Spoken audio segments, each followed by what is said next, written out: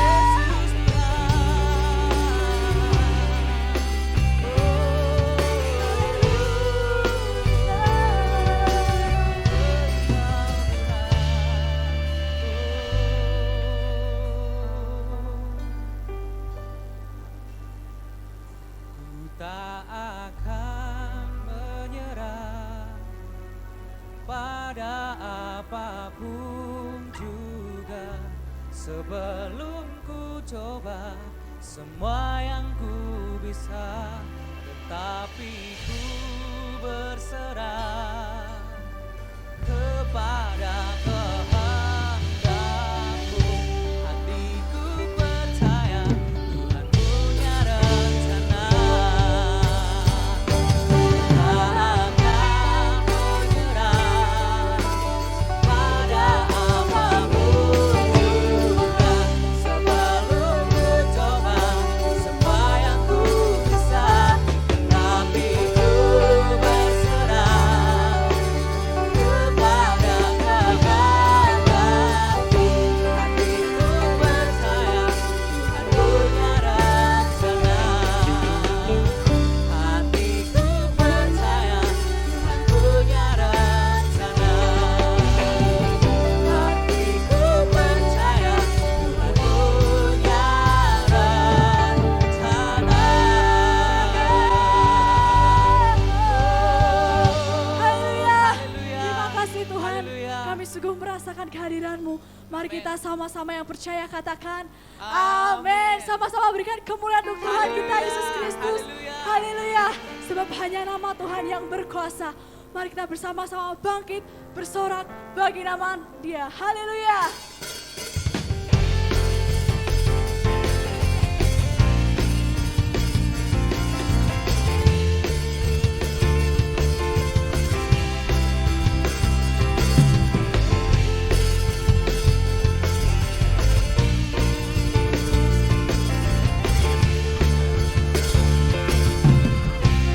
Bangkit serukan nama Yesus. Bangkit, serukan nama Yesus. Maju, nyatakan kuasa-Nya. Kita buang iblis gemetar, kalahkan tipu dayanya dengan kuasa namanya. Bangkit, serukan nama Yesus. Maju, nyatakan kuasa-Nya. Kita buang iblis gemetar, kalahkan tipu dayanya dengan kuasa namanya. Nama Yesus, menara yang kuat. Nama Yesus, kota benteng yang teguh. Nama Yesus, kalahkan semua musuh. Nama Yesus di atas segalanya.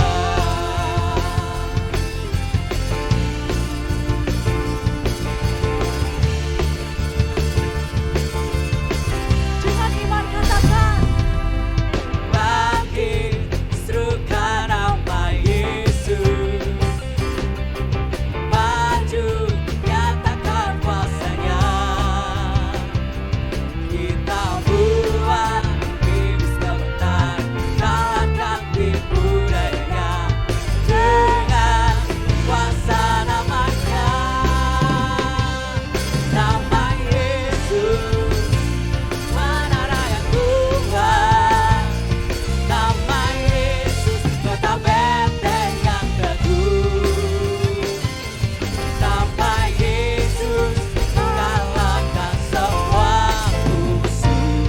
Nama Yesus di atas segalanya. sama-sama katakan Nama Yesus, menara yang kuat. Nama Yesus, kota benteng yang teguh. Nama Yesus, kalahkan semua musuh.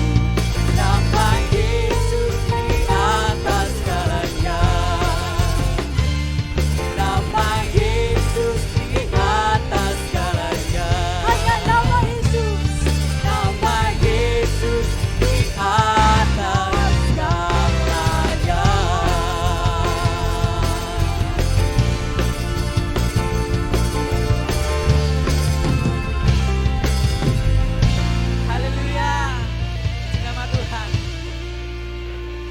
apapun yang terjadi dalam hidup kita, apapun yang kita alami saat ini, kita mau tetap memuji dan memuliakan nama Tuhan. Kita mau tetap menyembah Tuhan, karena hanya itulah sumber kekuatan kita. Kami mau selalu menyembah-Mu Tuhan. Kami selalu berdoa kepadamu Tuhan. Kami hanya mau berseru padamu Yesus.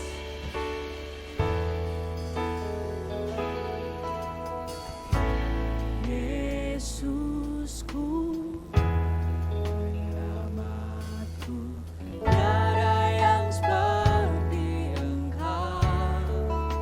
Setiap hari ku memuji keajaiban kasih-Mu. Menghibur, melindung, menara kekuatan. Biarlah semua yang bernafas tak berhenti menyembahmu.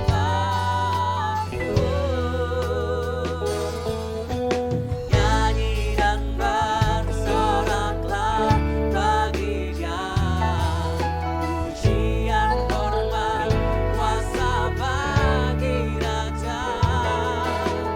Gunung tunduk, laut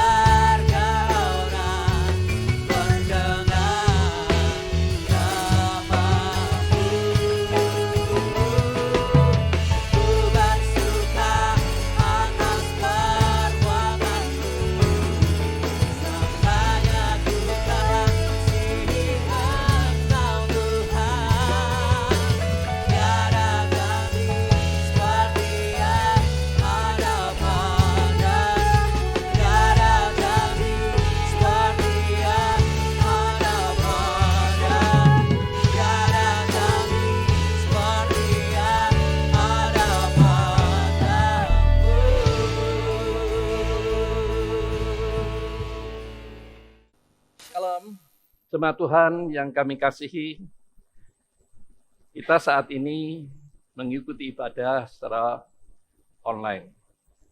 Tapi kami percaya, di gereja, di rumah, ketika kita berdoa kepada Tuhan, memuji kepada Tuhan, menyembah kepada Tuhan, saya percaya hadirat Allah ada juga, baik di gereja maupun di rumah. Oleh sebab itu, siapkan hati. Bapak, Ibu, Saudara semua, kita akan menyembah, kita akan mengikuti seluruh rangkaian acara ibadah secara online ini. Oleh sebab itu, mari kita awali dengan doa terlebih dahulu. Bapa kami di surga yang kami sembah di dalam nama Tuhan Yesus. Hari ini kami boleh menyampaikan isi hatimu lewat online. Tetapi kami percaya Engkau adalah Allah yang maha hadir. Baik hadir di tempat ini di mana kami sedang merekam, tetapi juga di rumah jemaat-jemaat yang sedang mengikuti acara ibadah secara online ini. Yang kami butuhkan adalah hadirat-Mu Tuhan. Supaya kebenaran yang kami terima tidak akan kembali dengan sia-sia. Berikan setiap kami roh hikmat dan wahyu untuk menangkap isi hati-Mu. Sehingga setelah kami mendengar firman-Mu, iman kami dibangkitkan makin kuat. Dan kami percaya Tuhan yang kami sembah adalah Tuhan yang setia. Yang sekali-kali tidak pernah meninggalkan anak-anaknya. Di dalam ibadah mengenang kebangkitan-Mu yang sungguh luar biasa. Kami mau membuka hati untuk menerima kebenaran firman-Mu. Karena kami tahu sungguh kebangkitan-Mu luar biasa. Dan kami tidak mau hanya mengenang setiap tahun, tetapi boleh mengalami kuasa kebangkitan di dalam kehidupan setiap kami masing-masing. Oleh sebab itu, ya Tuhan, berfirmanlah sebab kami siap menerimanya. Dalam nama Tuhan Yesus, kami mengucap syukur dan pohonkan doa ini. Amin. Baik, Bapak Ibu, kita akan belajar satu tema yang saya beri judul luar biasa dampak kebangkitannya. Setelah kita menjadi orang percaya, hampir tiap tahun kita selalu memperingati. Setelah kematian Kristus, maka kita boleh bersorak-sorai karena kebangkitannya. Tetapi dalam situasi seperti sekarang ini, tidak mudah kita ini bisa bersorak-sorai karena situasi yang mencekam, karena kondisi, keadaan ekonomi. Dan mungkin ada di antara Bapak, Ibu, Saudara yang di PHK. Situasi seperti ini membuat orang lupa akan kuasa kebangkitannya. Sedangkan kuasa kebangkitan ini berbicara sangat luas di dalam kehidupan ini. Oleh sebab itu, mari kita belajar pagi hari ini untuk melihat sejauh mana kuasa kebangkitannya yang luar biasa. Sehingga sebagai anak Tuhan, kita tidak menjadi orang yang tidak punya pengharapan, yang hidupnya terpuruk. Sama seperti orang yang tidak mengenal Tuhan. Tidak demikian dengan kita. Karena kita adalah anak-anak Tuhan. Kita berharga, kita mulia dalam pemandangannya. Karena kita anak-anaknya. Oleh sebab itu, mari kita lihat apa alasan kuasa kebangkitannya ini perlu kita pahami dengan baik. Sehingga luar biasanya kuasa kebangkitannya ini bukan hanya kita tahu, tetapi kita akan mengalaminya. Oleh sebab itu, perhatikan firman Tuhan yang tertulis di dalam Filipi pasal 3 ayat yang ke-10. Di dalam Filipi pasal 3 ayat 10 berkata demikian.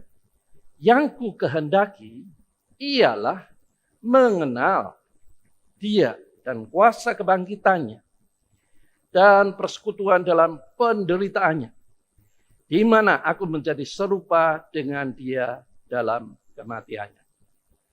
Bapak Ibu harus tahu bahwa penulis dari Filipi, kitab Filipi ini adalah Rasul Paulus. Ketika dalam penjara di Filipi. Tetapi kita melihat ketika Rasul Paulus ada di dalam penjara, dia tidak memikirkan dirinya. Dia tidak sedih, dia tidak down, dia tidak stres. Tetapi fokus sejauh apa, seperti apa kuasa kebangkitannya. Sehingga di dalam penjara pun dia bisa memberikan penghiburan kepada jemaat yang ada di kota Filipi khususnya. Dan tentunya bagi kita juga yang saat ini mengikuti ibadah secara online. Nah, kita melihat seperti apa luar biasanya. Yang pertama, ayat atau firman Tuhan yang ditulis dalam kitab Filipi ini adalah saat ia ada dalam penjara. Ditulis dengan jelas dalam Filipi pasal 1 ayat 12 dan 13. Jadi kita tahu logikanya. Kalau orang dalam penjara, pasti dia bertanya, kenapa aku seperti ini? Bukankah aku sedang memberitakan Injil?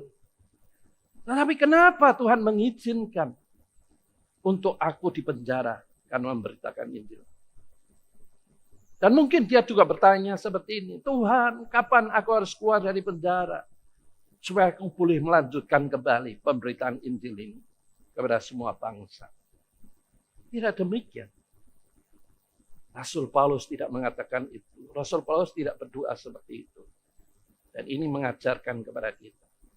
Dalam situasi seperti ini, fokus kita tidak kepada masalah yang kita hadapi. Fokus hidup kita tidak pada kecemasan, kekhawatiran, ketakutan masa depan. Bukankah firman Tuhan juga mengatakan di dalam Yeremia pasal yang ke-29 ayat 11 yang mengatakan rancanganku bukan rancangan kecelakaan tetapi damai sejahtera dan masa depan yang penuh pengharapan. Oleh sebab itu, dalam situasi seperti ini tidak ada alasan kita hanya fokus kepada masalah persoalan yang kita hadapi. Tapi fokuslah kepada Tuhan Yesus yang sudah menebus dan menyelamatkan kita. Kita adalah anak-anaknya yang berharga. Yang kedua, kita melihat Paulus mengutarakan kerinduannya untuk mengenal kuasa kebangkitannya lebih dari apa yang dia kejar selama ini. Perhatikan ayat 7 dan 8. Tetapi apa yang dahulu merupakan keuntungan bagiku, sekarang kuanggap rugi karena Kristus. Malahan segala sesuatu kuanggap rugi karena pengenalan akan Kristus Yesus Tuhanku lebih mulia daripada semuanya itu. Lebih mulia dari apa yang dikejar. Paulus kita tahu, dia adalah salah satu seorang yang memiliki pengetahuan luar biasa. Bahkan dia juga salah satu anggota Sanhedrin. Tapi semuanya itu dianggap sebagai sampah ketika mengenal Kristus. Dia menganggap semua perjuangan, pergumulan, susah payahnya. Dia mengikuti pendidikan. Tidak membuat dia bangga. Dan dia mengatakan, itu seperti sampah, tidak ada artinya. Karena tahu kuasa kebangkitannya itu jauh lebih mulia dari segala yang dimiliki dalam kehidupan ini. Nah, hal ini perlu juga kita pahami. Kalau kita mengenal kuasa kebangkitannya, tidak ada alasan segala sesuatu dalam kehidupan ini membuat kita ini jadi down, terpuruk, dan sedih. Tidak ada alasan. Kita percaya kuasa kebangkitannya. Itu akan nyata dalam hidup kita. Nah, masalahnya seperti apa? Mari kita ikuti dengan baik ya tayangan khotbah online ini secara serius ya. Nah, yang ketiga kita melihat Paulus tidak depresi saat di penjara. Bisa menghibur jemaat. Yang ditulis dengan jelas di dalam Filipi pasal yang keempat ayat yang keempat. Bersukacitalah senantiasa dalam Tuhan. Sekali lagi ku katakan bersukacitalah. Kalau yang ngomong ini orang yang sedang menerima berkat itu wajar. Tetapi yang ngomong ini sedang dalam penjara dengan badan yang sakit karena dipukuli, dilempari batu. Ini merupakan satu gambaran betapa penting kita mengenal kuasa kebangkitannya. Sehingga tidak ada alasan dalam kondisi apapun, dalam situasi keadaan apapun. Dan mungkin tubuh kita sedang sakit. Tidak ada alasan kita takut, khawatir, stres, apalagi sampai depresi. Kita akan mengenal dia hidup, dia setia. Itulah sebabnya dia menyatakan dirinya sebagai Allah Immanuel yang selalu menyertai sampai selama-lamanya. Belajar dari Rasul Paulus yang sungguh percaya bahwa Yesus yang dilayani adalah Yesus yang setia, yang selalu menyertai dalam perjalanan hidupnya. Nah, karena itu, maka muncul ayat selanjutnya, yaitu ayat 11-13 dalam Filipi pasal yang ketiga ini, yang mengatakan demikian. Supaya aku akhirnya beroleh kebangkitan dari antara orang mati. Bukan seolah-olah aku telah memperoleh hal ini atau telah sempurna, melainkan aku mengejarnya kalau aku dapat juga menangkapnya. Karena aku pun telah ditangkap oleh Yesus Kristus. Saudara-saudara, aku sendiri tidak menganggap bahwa aku telah menangkapnya. Tetapi ini yang kulakukan. Aku melupakan apa yang telah di belakangku dan mengarahkan diri kepada apa yang di hadapan. Percayalah Bapak Ibu, sebagaimana Rasul Paulus memiliki kerinduan, passion yang sangat luar biasa untuk mengenal kuasa kebangkitannya. Kalau kita mau mengikuti jejak Rasul Paulus ini, saya percaya kita tidak akan hanya memikirkan fokus kepada masalah persoalan, kekhawatiran, kecemasan, bahkan mungkin ketakutan. Tetapi mari pandang kuasa kebangkitan. Dan kita harus seperti Rasul Paulus, berlari-lari pada panggilan Tuhan dalam kehidupan kita sebagai anak Tuhan. Dan akhirnya, sukacita pasti akan memenuhi hati kita. Damai sejahtera pasti akan memenuhi hati kita. Dan terlebih dari itu, kita akan mengalami kuasa kebangkitannya. Mari kita melihat lebih jauh lagi. Dampak kebangkitannya itu seperti apa? Ya, dampak kebangkitannya ini yang mungkin selama bertahun-tahun kita hanya mengingat bahwa Yesus mati dan telah bangkit pada hari ketiga. Tapi dampaknya seperti apa?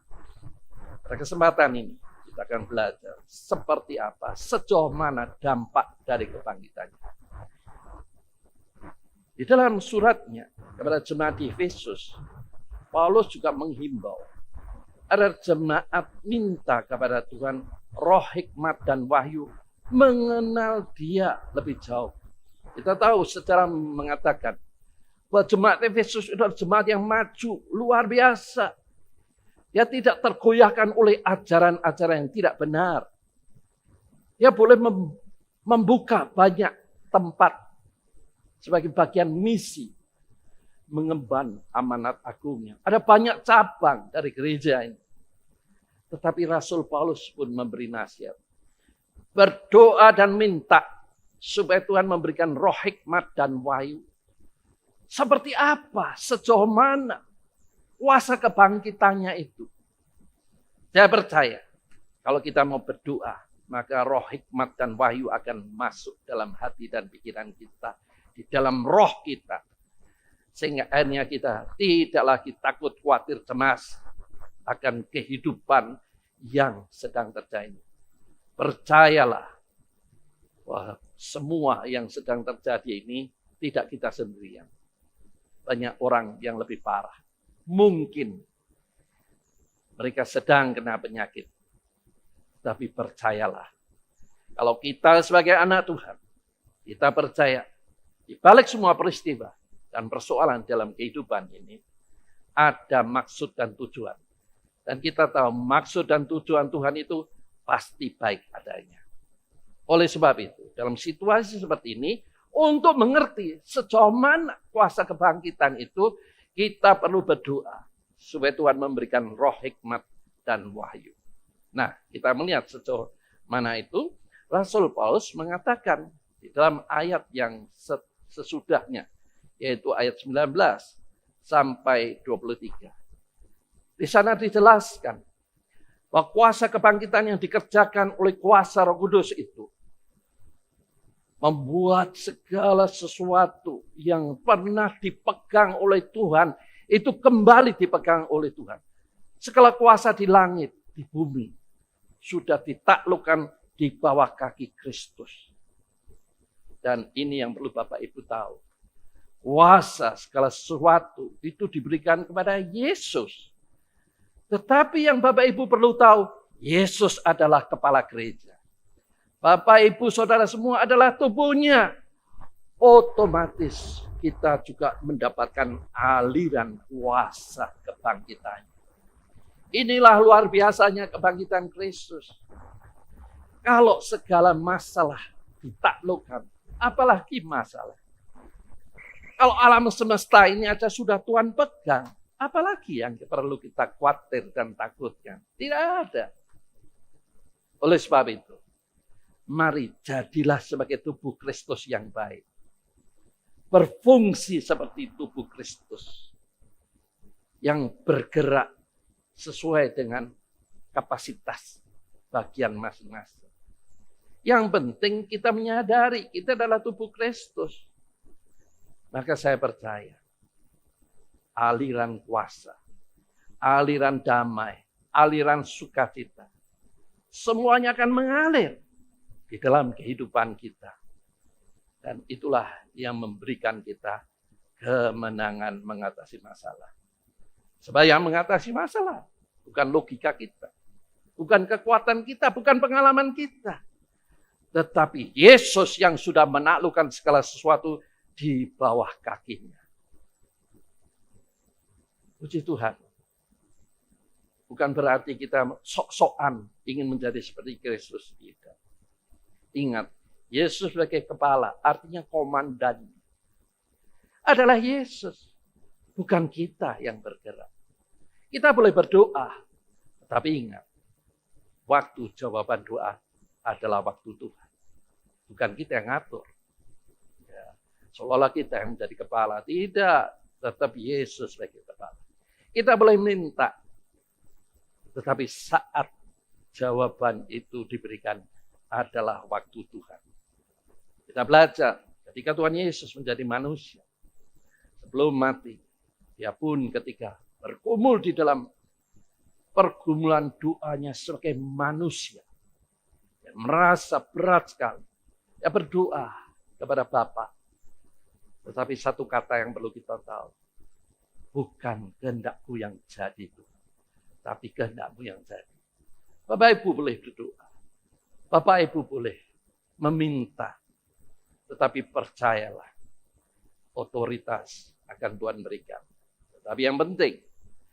Bapak Ibu harus merasa dirinya sebagai bagian tubuh Kristus. Ikut berfungsi, memikirkan bersama saudara-saudara kita yang saat ini juga berdoa untuk masing-masing, untuk komunitas, untuk kota, untuk bangsa dan negara.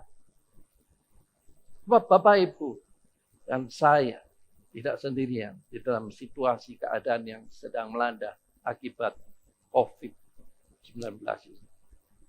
Percayalah, kita tahu Tuhan adalah kepala gereja dan kita adalah tubuhnya. Tidak ada alasan kita takut dan khawatir.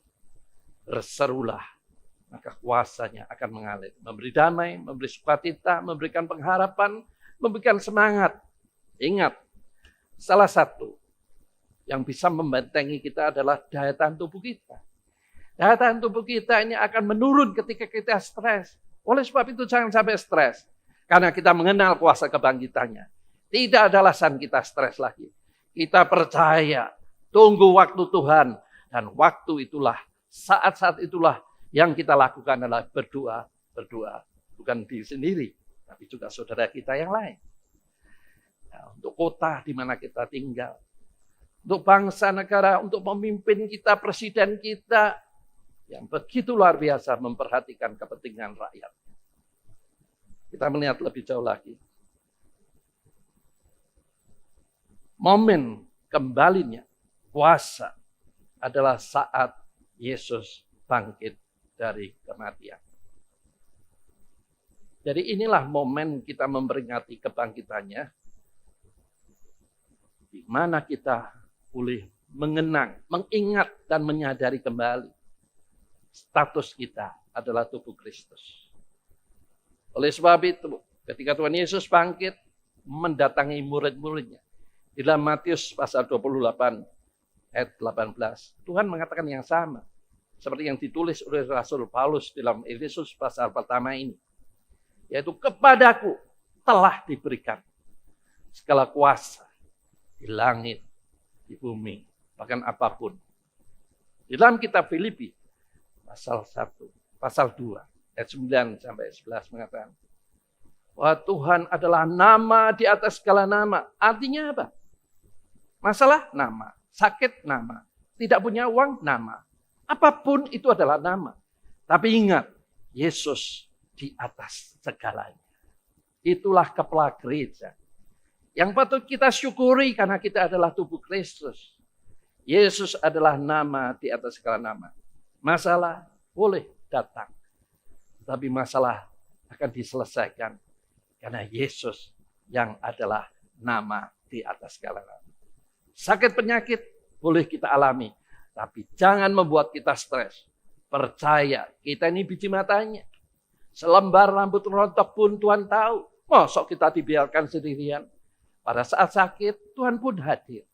Mungkin Tuhan sedang menguji kita, mengoreksi hidup kita.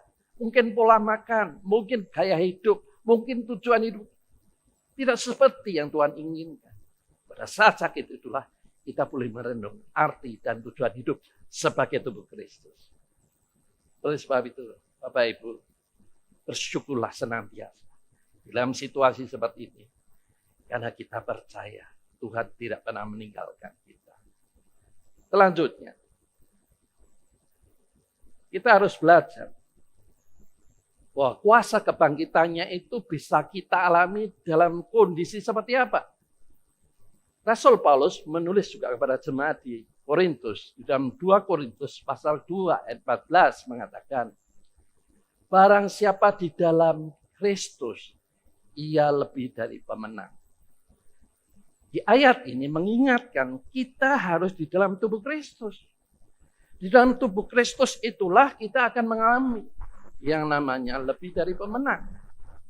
Ketika kita tidak mengakui bagian tubuh Kristus, kita hanya menjadi orang percaya sebagai peninjau. Kita sebagai orang percaya hanya mungkin menjadi kritikus, hanya mengkritik kurang ini, kurang itu. Tidak ikut memikirkan bagaimana supaya gereja, tubuh Kristus, jemaat, eklesia, ini bisa memberi dampak. Nah, kalau kita tidak bersikap sebagai tubuh Kristus, maka tidak mungkin kita akan mengalami kuasa kebangkitan. Karena kuasa kebangkitannya hanya di dalam Kristus, artinya di dalam tubuh Kristus. Disitulah baru kita akan bisa mengalami kuasa kemenangannya. Puji Tuhan, sekarang kita belajar lebih jauh lagi cara mengalami kuasa kebangkitannya. Di dalam Filipi pasal 3 ayat 10b dikatakan, dan persekutuan dalam penderitaannya, di mana aku menjadi serupa dengan dia dalam kematiannya. Nah, ayat ini menjelaskan bahwa penderitaan itu bukan berarti kita harus ikut disalib dulu. Tidak seperti itu. Karena Ibrani pasal 9 ayat 28 mengatakan bahwa Kristus sebagai anak domba Allah, dia sudah menyelesaikan sekali dan sudah sempurna. Lalu apa penderitaan dimaksud? Tidak ikut disalib supaya kelihatan menderita. Tidak, itu konyol namanya. Kuasa kebangkitannya itu harus kita alami. Rasul Paulus mengajarkan kita dalam Filipi pasal 3 ayat 10b tadi, bahwa kita harus menderita. Menderita seperti apa? Nah, ini yang kita pelajari. Supaya kita mengalami kuasa kebangkitannya. Tanpa kita menderita, maka tidak mungkin kita mengalami kuasa kebangkitannya. Ini yang perlu kita pelajari pada kesempatan ini. Nah, maksud dari penderitaan ini adalah mematikan atau menguburkan manusia lama. Pengaruh konsep dunia, pengaruh falsafah, pengaruh aku daging itu yang harus disalibkan, itu yang harus dikuburkan. Sehingga akhirnya kita akan mengalami kuasa kebangkitan. Sebagaimana yang Rasul Paulus katakan juga di dalam Roma pasal 6 ayat 3 sampai 5. Di situ jelas sekali Rasul Paulus mengatakan, tanpa orang mati tidak mungkin dia kuat mengalami kebangkitannya. Oleh sebab itu, bagaimana kita bisa merasakan, meyakini bahwa Yesus menjadi kepala kita, dan kita bagaimana bisa mengalami kuasa kemenangannya harus dalam Kristus. Siapa dalam Kristus, dia harus juga melupakan yang lalu. Masa lalu, kehidupannya, mungkin kepercayaan-kepercayaannya, ikatan-ikatannya, falsafah dunia yang sudah mengakar dalam pikiran kita, kepercayaan-kepercayaan, ajaran nenek moyang, itu yang harus ditinggalkan. Nah, pada saat meninggalkan itu pasti mengalami penderitaan. Itu yang dimaksud Rasul Paulus. Penderitaan adalah ketika menyalibkan manusia lama. Ketika menguburkan segala teori, segala falsafah, segala konsep dunia yang selama ini menjadi pegangan. Itu yang harus ditinggalkan. Tidak mudah. Misalnya, Bapak Ibu terikat dengan sesuatu yang sangat mengikat. Rokok misalnya. Minum-minuman keras misalnya. Itu kalau ditinggalkan, itu berat. Itu yang dimaksud Rasul Paulus. Ya, penderitaan karena kebiasaan yang memuaskan keinginan daging. Itu yang disalibkan, itu yang dikuburkan. Itu maksud Rasul Paulus di dalam Filipi pasal 3 ayat 10b. Ya, oleh sebab itu kita bersyukur bahwa di dalam setiap masalah, di dalam penderitaan apapun, Tuhan sebetulnya sudah menyediakan jalan keluarnya. Asal kita dekat, asal kita mempercayai bahwa Tuhan tidak pernah sekali-kali meninggalkan kita. Dia menyertai sampai kesudahan zaman. Selanjutnya, kita melihat bukan hanya di dalam Roma pasal 6 ayat 3 sampai 5. Rasul Matius pun juga mengatakan hal yang sama. Barang siapa ingin menjadi murid, maka dia harus pikul salib setiap hari. Itu kebiasaan-kebiasaan lama itu. Konsep-konsep kita yang sudah mengakar. Itu yang harus disalibkan.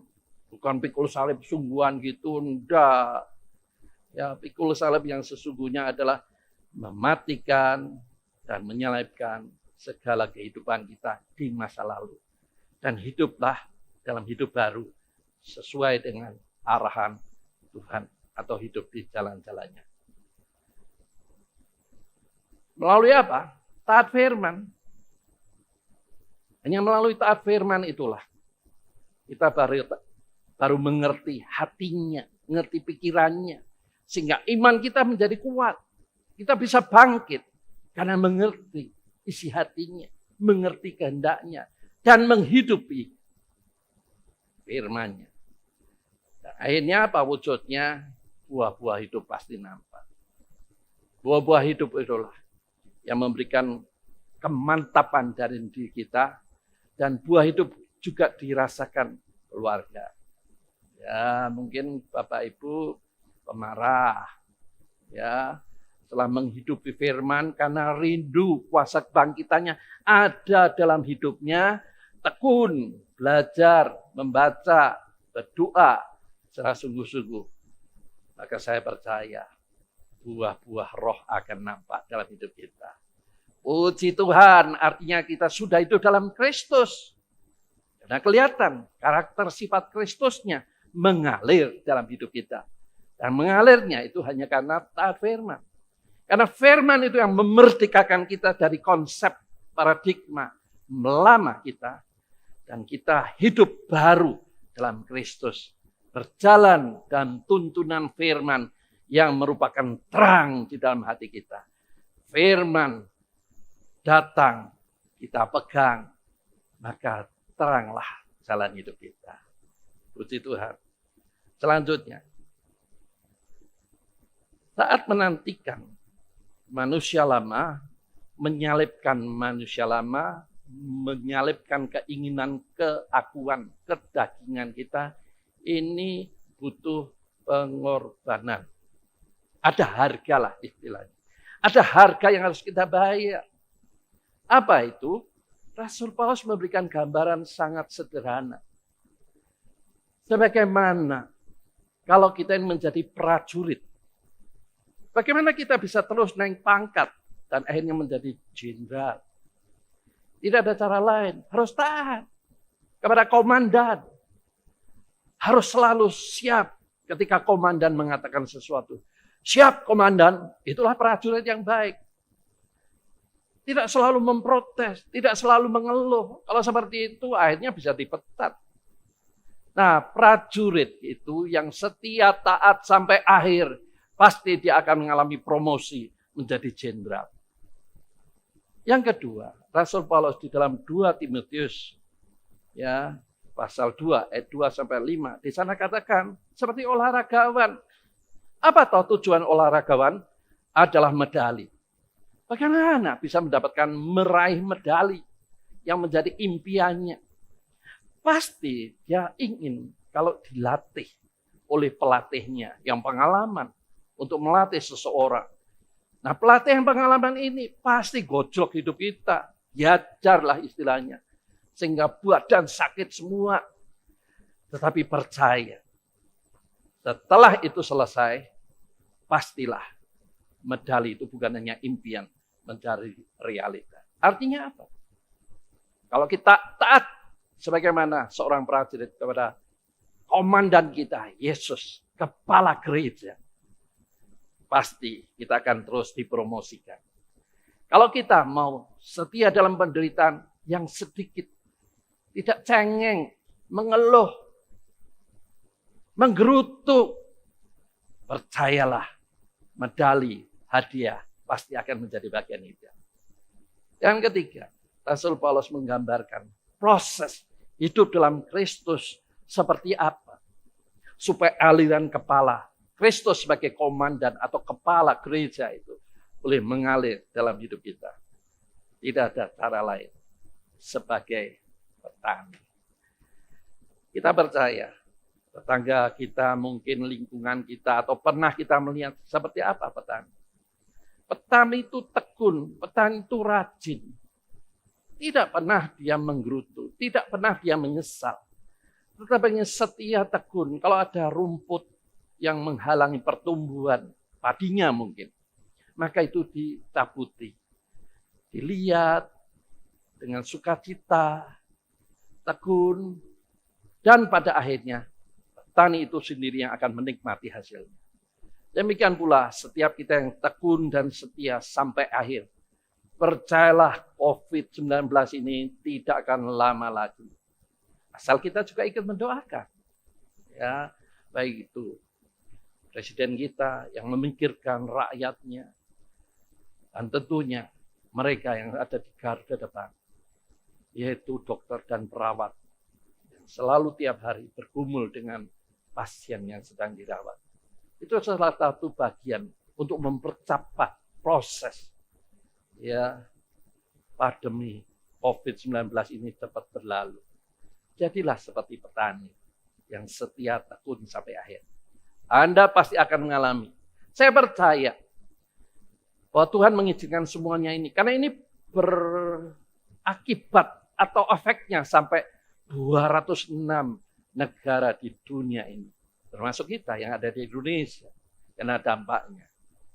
Dan saya percaya dengan situasi seperti ini, keluarga makin harmonis, makin mengasihi, makin memperhatikan, mulai memperhatikan anak-anak kita, ikut bermain dengan anak-anak kita.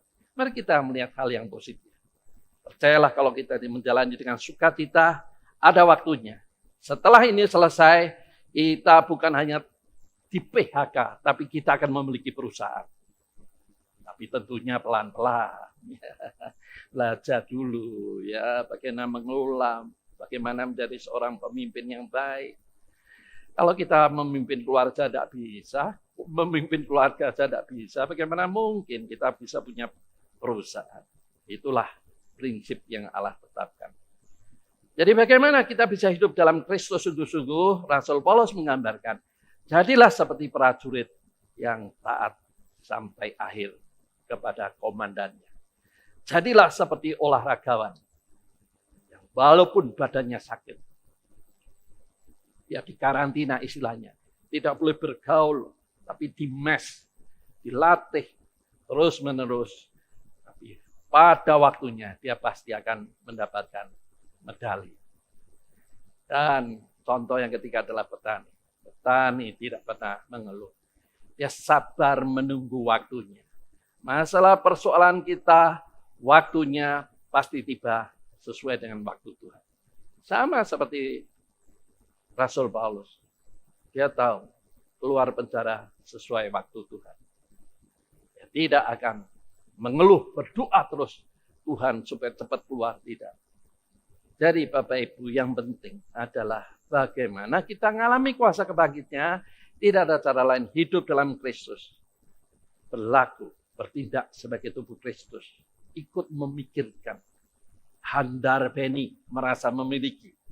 Ya, sehingga akhirnya ketika semuanya ini berlalu, kita akan dipromosikan Tuhan. Amin. Nah, kita melihat sejauh apa yang harus kita lakukan. Kalau ini semua sudah kita lakukan, maka kita akan mengenal kuasa kebangkitannya bukan hanya saat hidup di dunia ini saja. 1 Korintus 15 ayat 19 mengatakan, kalau engkau dalam hidup ini saja untuk percaya pada Yesus, maka dikatakan kita orang paling malang di dalam dunia ini.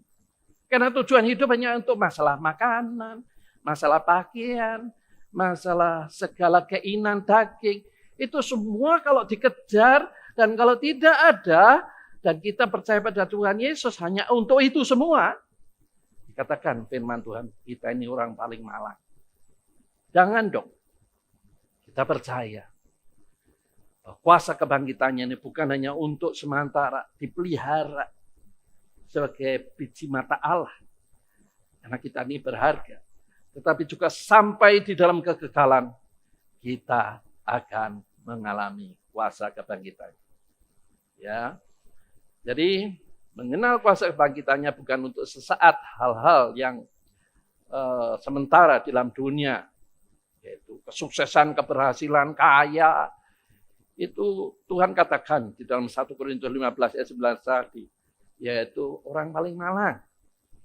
Nah, disinilah kita menyadari semua tidak bisa kita gunakan dalam situasi seperti ini. Mobil di garasi, ya, uang di bank, mau keluar jalan-jalan tidak bisa. Itulah suatu gambaran untuk setiap umat Tuhan itu mengoreksi diri. Jangan itu yang dikejar dong. Kejarlah apa yang lebih baik. Dan apa yang lebih baik itu bersifat sampai kekal, bukan temporer.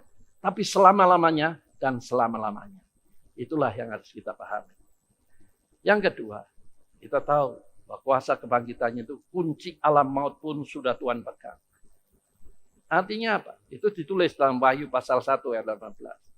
Artinya apa? Sebagai anak Tuhan itu jangan takut mati. Kalau memang sudah waktunya mati, ya sudah. Yang penting kita hidup dalam Tuhan. Mati pasti masuk surga, begitu. Tetapi kita patut takut mati ketika kita jauh dari Tuhan. Kita tidak hidup dalam tubuh Kristus. Kita tidak hidup seperti yang Tuhan mau. Kita tidak memiliki buah-buah roh. Itu perlu kita takuti. Karena kebenaran hidup itu yang Tuhan nilai. Tuhan hargai. Bukan status sebagai orang percaya. Yang Tuhan nilai, Tuhan hargai adalah percayaan kita sepenuhnya. Atau mempercayakan hidup kita sepenuhnya. Itu yang Tuhan nilai, Tuhan hargai. Maka pada waktunya kita pasti akan mengalami kebangkitannya. Mengalami kuasa kebangkitannya, kesimpulannya. Kita harus menyadari kita ini adalah tubuhnya. Percaya selama kita hidup dalam Kristus dengan menyalibkan manusia lama, maka aliran kuasa kebangkitan pasti kita alami. Yang kedua, Paulus tidak memikirkan dirinya saat di penjara karena dia pandang ada Tuhan Yesus. Kita mau belajar yang saat ini sedang mengalami masalah persoalan dan tidak tahu masa depan karena di PHK. Pandang Yesus. Tuhan pasti menolong tepat pada waktunya. Soal keluar dari penjara, Rasul Paulus menyadari itu waktu Tuhan, waktu yang terbaik. Kita percaya keluar dari masalah ini pasti sesuai dengan rencana Tuhan yang terbaik. Dan yang sedang tunggu Tuhan adalah bagaimana kita menyadari status sebagai anak Tuhan. Sebagai tubuh Kristus, yaitu hidup dalam Tuhan sungguh-sungguh. Bukan sekedar mengetahui, tapi menghidupi sebagai tubuh Kristus. Nah, percayalah, kepala gereja akan mengalirkan segala kasih dan anugerahnya. Jadi, kalau susah, bingung, dan cemas, sadari, kuasa kebangkitannya sudah mengalir dalam hidup kita. Karena kita adalah tubuhnya. Bukankah Yesus menyatakan dirinya sebagai kepala untuk memimpin kita?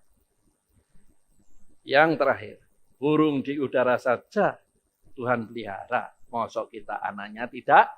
Tuhan pelihara. Oleh sebab itu, Bapak Ibu, saudara sekalian, yang saat itu mengikuti ibadah online, percayalah, kita berharga di mata Tuhan. Kita mulia dalam pandangannya. Amin. Mari kita akhiri ibadah ini dengan berdoa.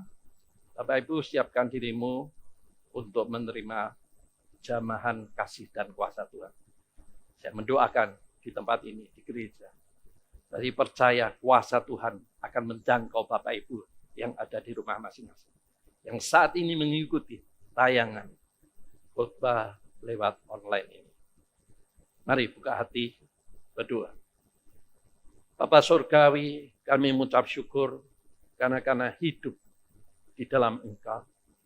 Kami percaya kebangkitan-Mu sebagaimana yang kami dengar pada saat ini hanya sebagian kecil yang kami pahami dan mengetahui. Tetapi walaupun seperti itu kami bersyukur Tuhan. Karena kuasa kebangkitan-Mu sudah menaklukkan segala sesuatu di bawah kaki-Mu. Oleh sebab itu kami mau menempatkan diri sebagai tubuh Kristus. Hidup di dalam Engkau sungguh-sungguh. Ketika kami hidup dalam Engkau sungguh-sungguh, kami mau wujudkan dengan taat, membaca, merenungkan, dan melakukan firman. Sehingga akhirnya terjadi perubahan dalam hidup kami. Ada buah-buah roh yang bisa dinikmati, dirasakan orang sekitar kami. Kami percaya, maka kami tidak akan takut dan khawatir lagi. Tapi percaya masa depan Engkau yang memegang. Tidak ada alasan untuk kami terus memikirkan. Yang kami perlu pikirkan adalah apa yang menjadi perkenanan Tuhan untuk kami lakukan. Sehingga hidup kami pun menjadi berkenan di hadapan-Mu. Dan ampuni Tuhan kalau selama ini kami mengabaikan panggilan-Mu dalam hidup kami. Kami terlalu egois hanya memikirkan masalah-masalah dalam kehidupan yang sangat sementara ini. Ampuni kami Tuhan. Saat ini Tuhan, ketika mereka menyadari kesalahan selama ini, Tuhan lawat, Tuhan jamah, berikan kembali damai sejahtera dan sukacita, ketenangan dalam hidup mereka. Lebih dari itu, yang sakit Tuhan jamah terjadi kuasa kesembuhan ilahi. Karena kepala gereja mengalir kepada tubuhnya. Maka semua sakit penyakit disembuhkan, mujizat terjadi. Terima kasih Tuhan.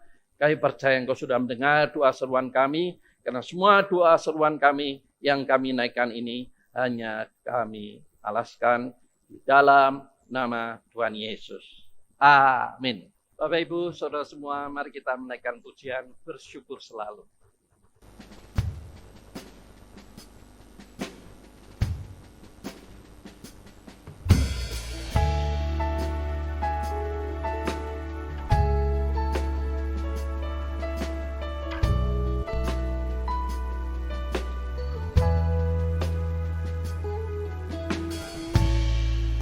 Bersyukur selalu bagi kasih-Mu di dalam hidupku.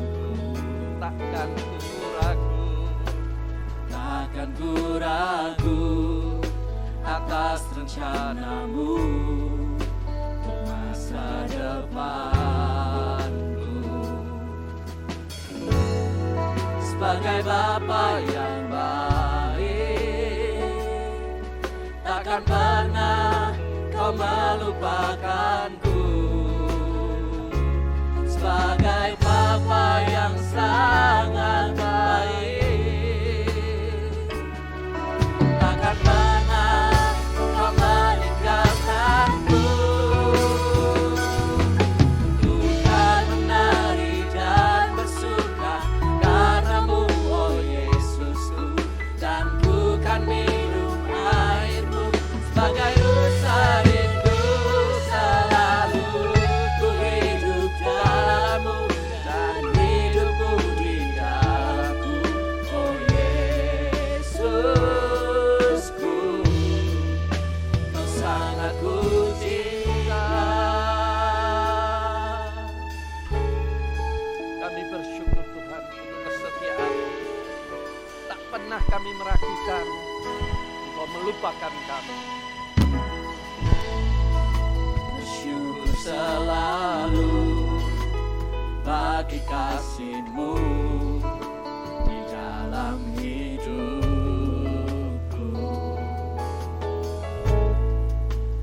Takkan ku ragu atas rencana-Mu untuk masa depanku.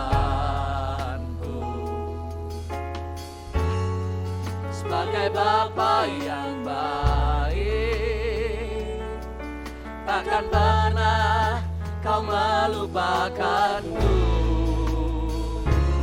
Sebagai Bapa yang sangat baik, takkan pernah Kau meninggalkanku. Bukan menari dan bersuka karena-Mu, oh Yesusku, dan bukan minum air-Mu sebagai rusa rindu. Selalu ku hidup dalam-Mu dan hidupku di dalam-Mu, oh Yesusku. Bukan menari dan bersuka karena-Mu, oh Yesusku, dan bukan minum air-Mu sebagai rusa rindu. Selalu ku hidup dalam-Mu dan hidupku di dalam-Mu, oh Yesusku, Kau sangat ku cinta,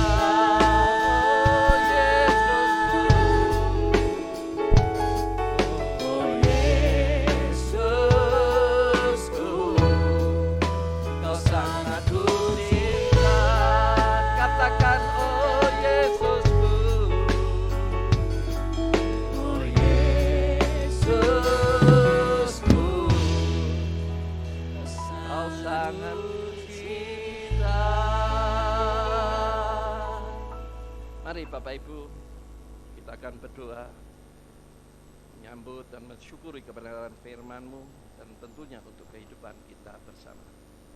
Bapa Surgawi, kami bersyukur setelah mendengar kebenaran firman-Mu, kami boleh menyadari tidak ada alasan takut dan khawatir, karena kuasa kebangkitan sudah mengalir dalam hidup kami.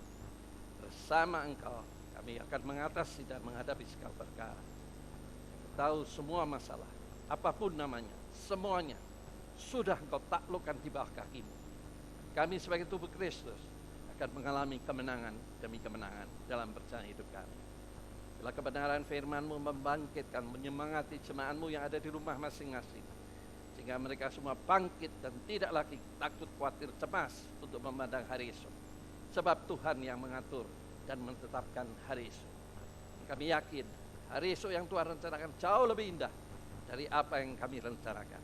Oleh sebab itu ya Tuhan, tanamkan firman-Mu di dalam roh hati setiap jemaat yang mendengar siaran ibadah online ini. Dan kami percaya semua masalah akan Tuhan buka jalan tepat pada waktunya. Karena Engkau mengatur alam semesta dengan indah dan sempurna, Engkau pun sanggup mengatur hidup kami dengan sempurna. Kami terima semua dengan ucapan syukur dalam nama Tuhan Yesus. Setiap kita yang percaya katakan bersama, amin.